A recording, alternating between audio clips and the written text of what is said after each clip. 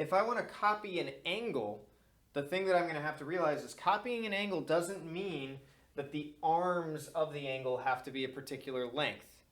It means that the width or the mouth of this angle has to be opened the same amount. So if it is 40 degrees, it has to continue to be 40 degrees. If it's a 70 degree or a 90 degree angle, it has to continue to be that opening and that measure of opening or degrees for that angle.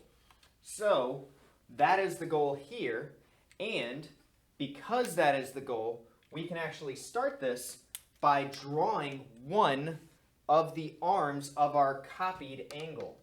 So I can put a dot here, and I can put one of my arms here. Doesn't matter how long it is. So I made it a little bit longer so I had more working room. I don't know where this other arm is going to be. I could eyeball it, but I don't know where that other arm is going to be, so that's the part we're going to use with the compass. Okay? Now, we're still going to start it the way that feels logical. We're going to take the pointy end and put it somewhere in the middle. Excuse me. Right on the vertex where it would be pointed. You're going to make an arc there. And if we're copying, we're trying to create a situation over here and copy it over here. So whatever I do over here, I'm going to do the same thing on the angle that I'm making a clone of right here. So I'm going to copy it over. Sometimes it's helpful to go a little bit bigger on the copies because you never know. You'd rather have a little too much than a little too little. Okay, so now we've got that. What I need to know now is how wide is this angle? And again, the compass can be used as a measuring device just like you're moving furniture, like it's this big.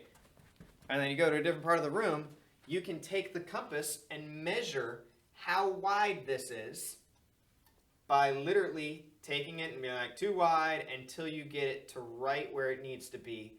And what we end up doing is we make a little mark there to kind of make sure and let your teacher know, me, that it is also in the right spot. And then you go to the same exact location. You don't lift anything. You don't change the width because we want to make sure it's an accurate copy and make that mark on the other one. Now we have created a situation where we have two intersecting arcs. And that is typically where you put a dot or a point and you use your straight edge to connect the dots where it seems logical. And it wouldn't feel logical to do it there. It would feel logical to do it right here. And when we do that, look at what we just made.